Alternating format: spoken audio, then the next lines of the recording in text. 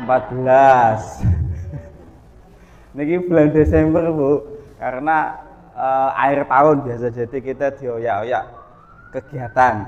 Nggih, mboten apa. Bismillahirrahmanirrahim. Alhamdulillah, puji syukur kita semua masih diberi nikmat nggih, nikmat sehat. Alhamdulillah, nikmat sempat sehingga kita saged kumpul sareng teng puskesmas sambung macan setunggal. Mungkin nanti ada sedikit napa nggih informasi mungkin nanti nggih. Semoga bisa bermanfaat buat kita semua. Nggih, Bapak Ibu nggih. Salawat dan salam semoga tercurah kepada junjungan Nabi Agung Nabi Muhammad SAW. Semoga kita sedoyo terutama yang di rohani ini bisa mendapatkan syafaat di yaumil akhir. Allahumma amin. Sekedap.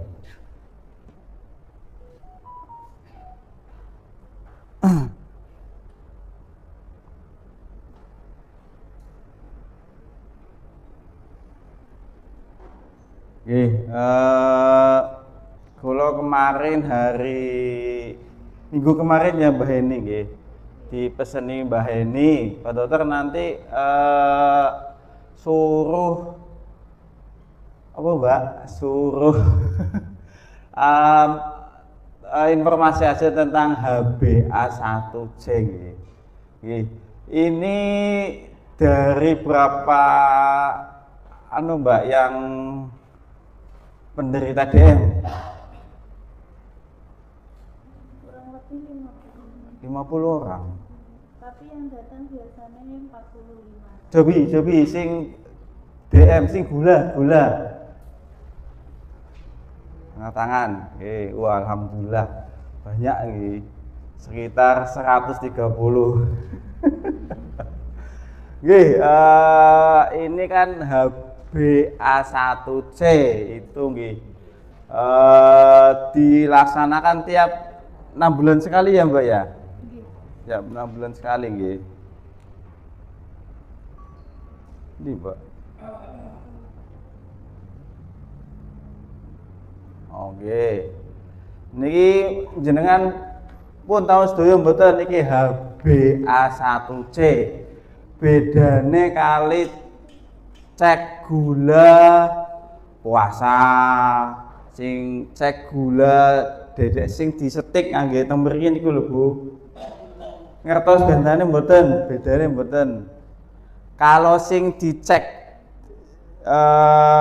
gula darah puasa niku kan untuk mengetahui kadar gula jenengan saat ini. Jadi nek misalnya jenengan puasa nggih otomatis kan gulane nggih turun apa rendah. Ibaratnya kados cah sekolah niku gula darah puasa atau gula darah sewaktu itu kaya ulangan harian. Jadi nek misalnya dicek jenengan puasa nggih otomatis gulane normal. Nek misalnya jenengan mau dicek ternyata enggak puasa nggih otomatis gulanya kadang agak tinggi. Kalau niki HbA1c itu kadar gula yang ada di jenengan 3 bulan. Jadi nek niki mboten saged dihapusi. Nek misalnya jenengan mau dicek HbA1c hari ini misalnya, terus dari kemarin puasa, gitu tetap hasilnya nggih misalnya emang tinggi karena ini kadar gula dalam tubuh selama 3 bulan. Jadi sebenarnya idealnya kalau punya diabetes ataupun penderita dengan faktor risiko gula tinggi itu sebenarnya paling bagus dengan pemeriksaan HbA1c. Ibaratnya ini cah sekolah nggih rapot 3 bulan. Jadi rapote jenengan selama 3 bulan itu gulanya berapa? Nggih, gampangane ngaten. Kalau nek stik gula biasa kan ulangan harian. Nek ini HbA1c itu rapote gulane jenengan. Selama 3 bulan itu rapote gimana nilainya? Apakah rendah atau tinggi atau normal? Jadi sebenarnya paling bagus itu pengecekan gula itu yang dicek ini HbA1c. Idealnya nek kita ngomong ideal ini sebenarnya paling bagus itu 3 bulan sekali kita cek HbA1c. Cuman karena di BPJS itu tiap berapa Mbak? Ini 6 bulan ya. Jadi nggih, paling mboten ya alhamdulillah lah ada fasilitas dari BPJS itu dicek 6 bulan. Jadi kita bisa mengetahui 1 semester kan 6 bulan 1 semester. 6 bulan itu kondisi gula kita bagaimana, apakah normal atau tinggi. Nih, monggo Ibu.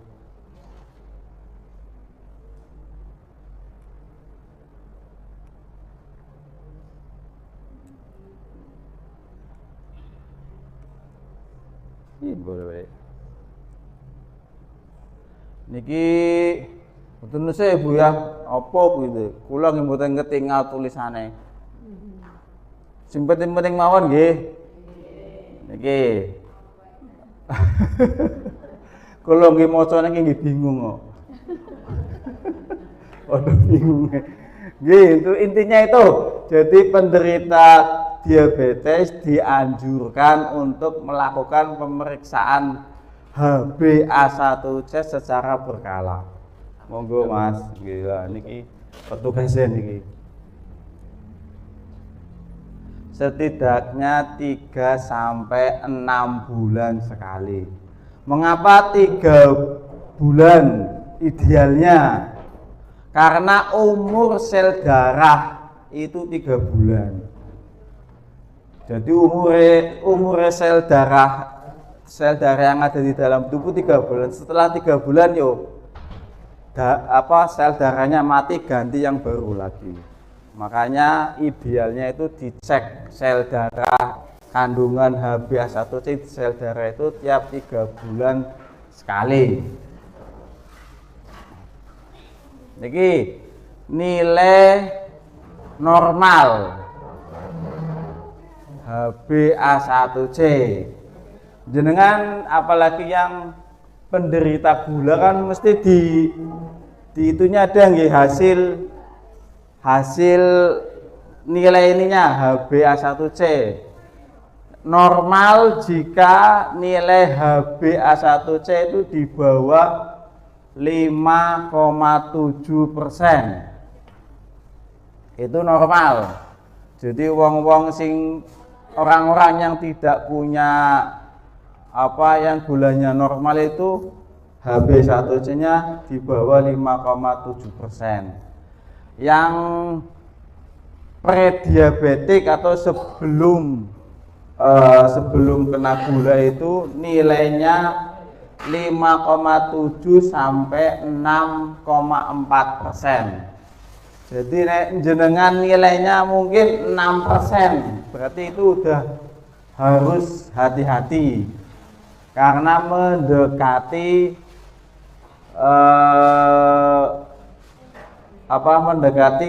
penyakit gula. Untuk pasien-pasien dengan nilainya 6,5% atau lebih itu sudah dikatakan penyakit kena diabetes atau gula gitu. Oke, jadi niku nilai normal di bawah 5,7. Kalau itu dicek kira-kira di bawah 100 kalau 5,7 gulanya. Kalau yang prediabetes prediabetes 5,7 sampai 6,4 itu kira-kira sekitar 180 gulanya.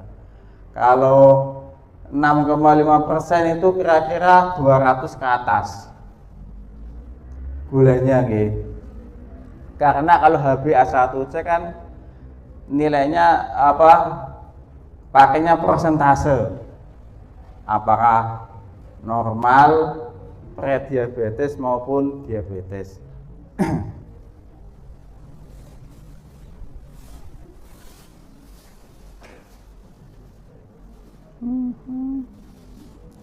Seduta pengibu niki enten laporan balita gizi buruk.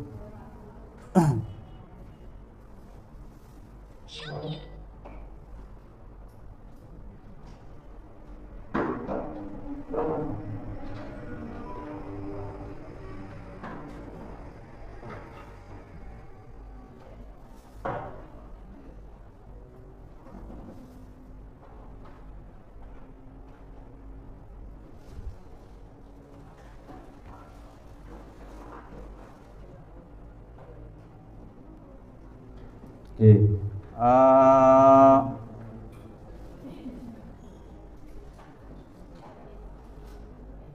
Ini sampun kita di perbedaan pemeriksaan HbA1c dan tes gula.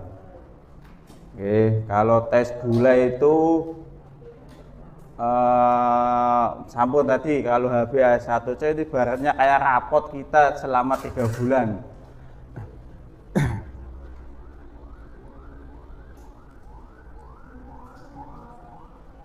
Niki apa manfaat pemeriksaan HbA1c?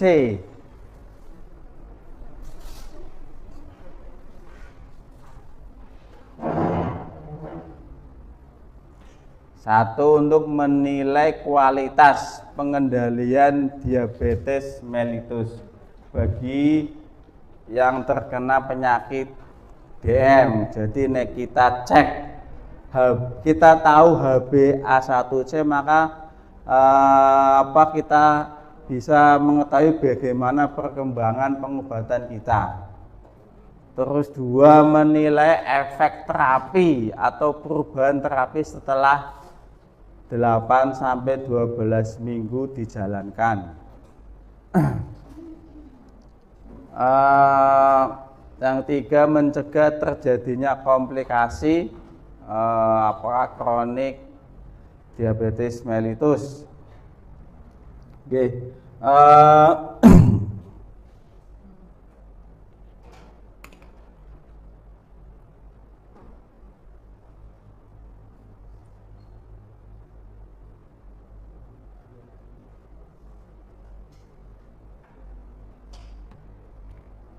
Ampun niki ngitesi kali ada pasien gizi buruk. Nggih, itu HbA1c. Jadi intinya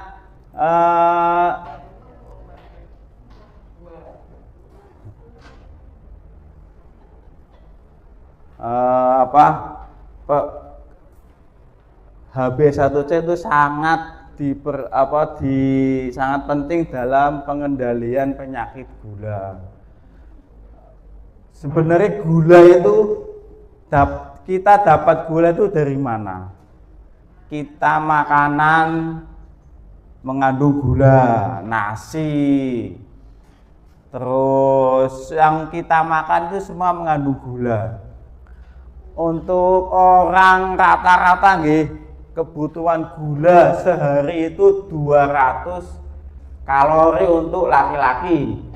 Untuk perempuan itu kebutuhan rata-rata 1.500 sampai 2.000 kalori. Kalau untuk jaler itu 2.000 sampai 2.500. Jadi kebutuhan tiap orang itu beda-beda tergantung usia.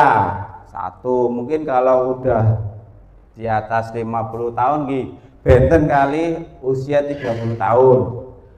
Untuk jenis kelamin, untuk laki-laki atau jaler itu butuhnya lebih kathah daripada ibu-ibu. Makanya kebutuhan rata-rata untuk laki-laki itu sehari itu 2000 sampai 2500. Kalau wanita niku 1500 sampai 2000. Itu kebutuhan kita terhadap gula atau glukosa nggih. Nek misalnya kita dahar, kita makan 1 piring itu nasi tok itu 200 kalori, nasi putih. Jadi nek jenengan sehari makan nasi putih 3 ya, berarti kan 600 kalori. Itu dari nasinya tok, belum misalnya jenengan minum teh manis. Itu satu gelas rata-rata itu sekitar 75 kalori.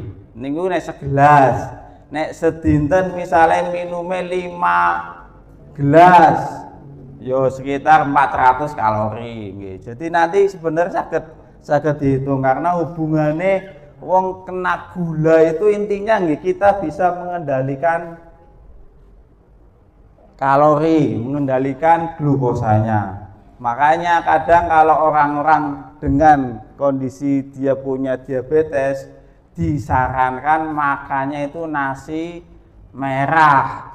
Karena nasi merah itu sepiring itu cuman kalorinya 100, jadi separohnya nasi putih. Kalau yang paling kathah nopo? Masakan Padang. Karena enten santene, nggih.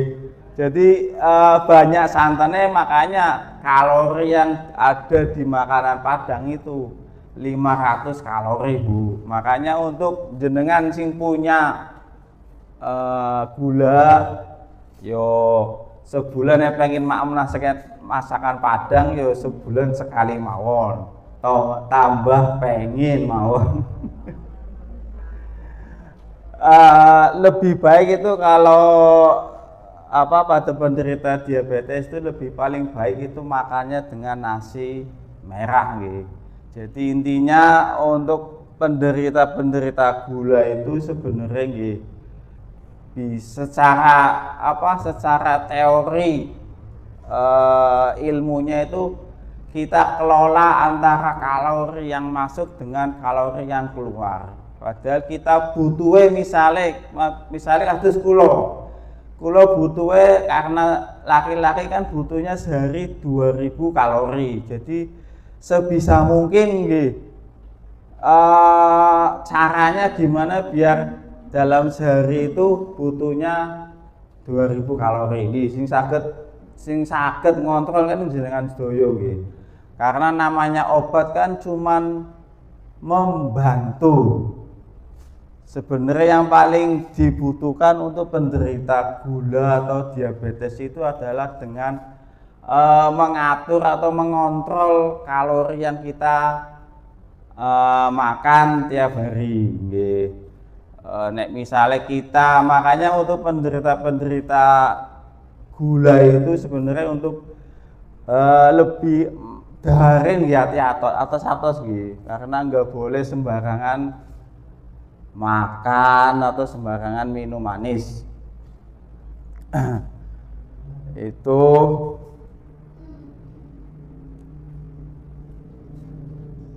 lagi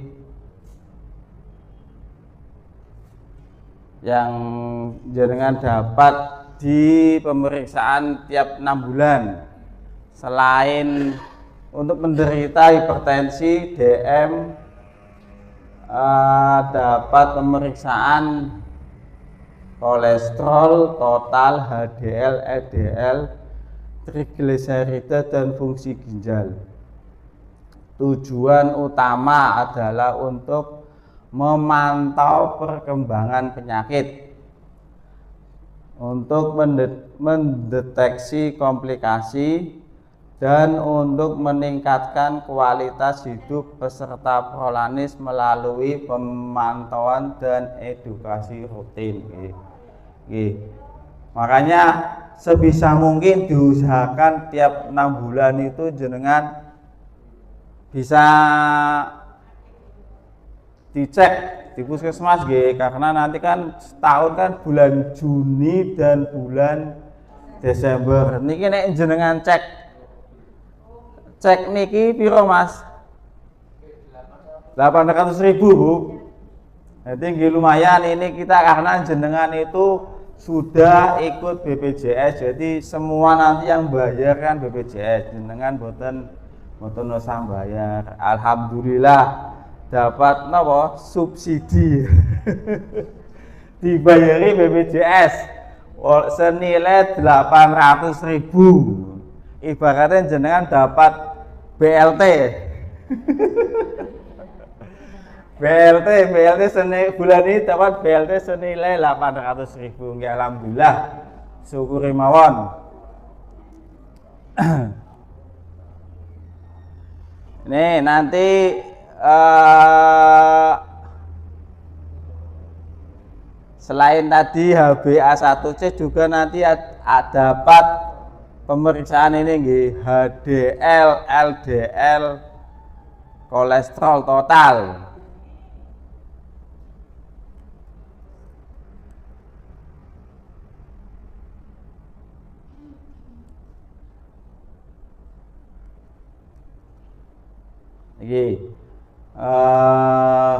HDL niku napa? HDL niku kolesterol baik.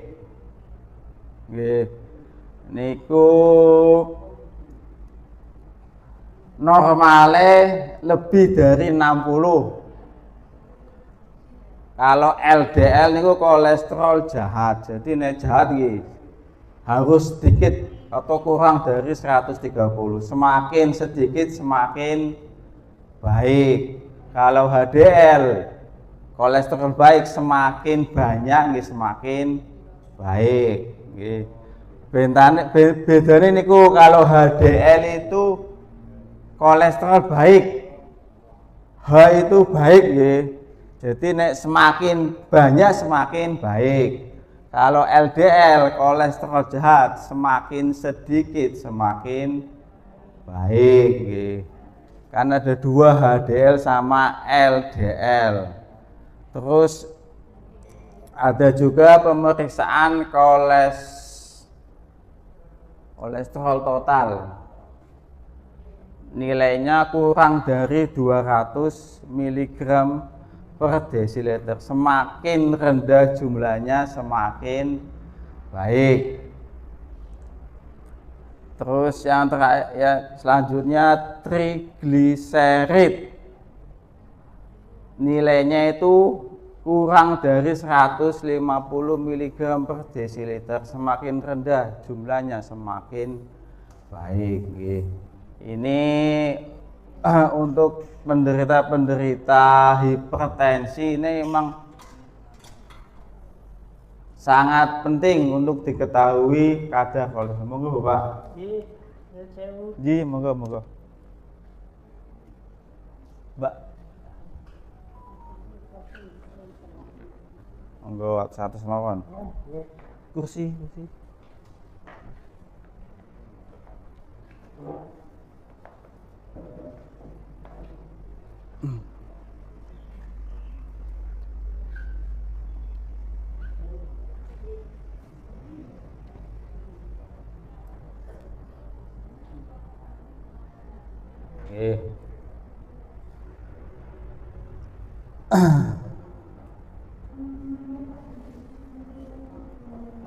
Niki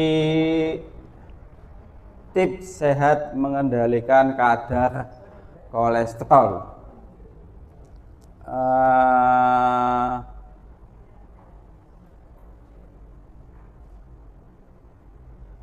Intinya makan bergizi yang seimbang, banyak makan buah, hindari makan yang banyak mengandung kolesterol seperti daging, hati, kuning telur maupun produk susu olahan. Batasi juga penggunaan garam dalam masakan sehari-hari.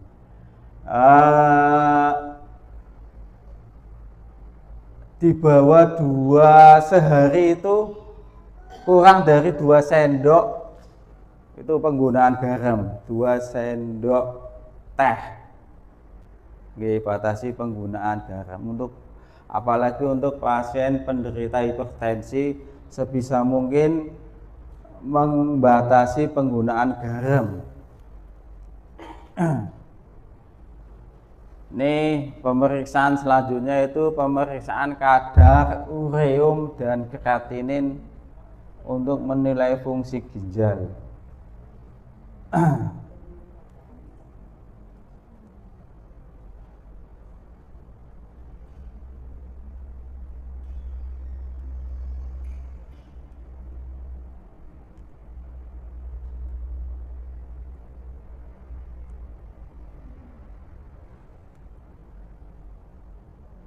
Ini 7 cara menurunkan kreatinin dan ureum secara efektif. Jadi fungsi ginjal, kalau ginjal masih sehat itu nanti kita bisa mengetahui dengan mengetahui nilai ureum dan kreatinin. Karena penderita hipertensi maupun gula itu komplikasinya bisa ke ginjal, makanya itu nanti ginjal jenengan dicek. Kan jenengan minum obat rutin nggih, selama masih diminum terus karena nggih salah satu fungsinya kita ngecek ini ureum dan kreatinin itu efeknya gimana, obatnya apakah itu merusak ginjal apa enggak. Karena namanya obat kan bahan kimia, jadi kita harus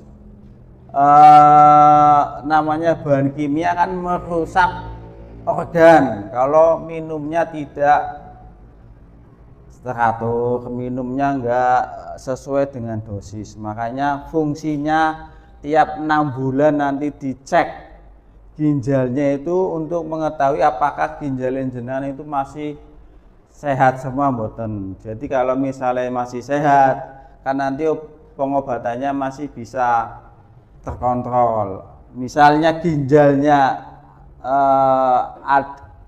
agak masalah atau bermasalah, nanti mungkin dosisnya bisa dikurangi. Jadi salah satu fungsi, makanya tiap 6 bulan sekali kita cek kadar ureum kreatinin dan untuk mengetahui fungsi ginjal secara rutin. Karena namanya ginjal fungsinya ginjal kan untuk menyaring, untuk membuang racun. Jadi misalnya kita makan terus ada racunnya itu nanti dibuang di ginjal.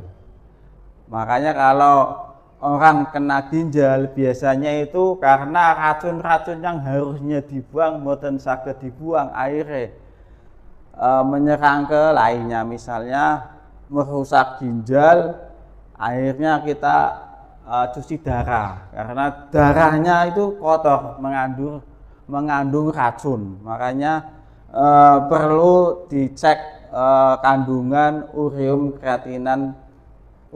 kreatinin secara 6 bulan sekali. Ini cara menurunkan ureum kreatinin. 1, mengurangi asupan protein, mencukupi asupan cairan, mengurangi asupan garam, menghindari merokok, hindari konsumsi alkohol. Ini yang terakhir cuci darah. Ini jika misalnya ginjalnya emang sudah rusak, makanya kita perlu dilakukan cuci darah. Padahal orang cuci darah itu rata-rata seminggu 1 kali sampai 2 kali seumur hidup. Jadi semoga jenengan semua sehat semua, nggak perlu sampai cuci darah ya. Karena ini selain biayanya mahal juga kita tiap minggu sekali dilaksanakan cuci darah. Meskipun BPJS nggak bayar, tapi kan ngerepotin jenengan. Seminggu sepisan, seminggu pingno nang rumah sakit cuci darah, terus dari pagi sampai jam 1 jenengan boten pundi-pundi kan akhirnya nggih mengganggu aktivitas harian jenengan. Makanya sebisa mungkin semoga kita semua nggak sampai ginjal kita masih sehat sehingga kita nggak perlu dilakukan cuci darah ya.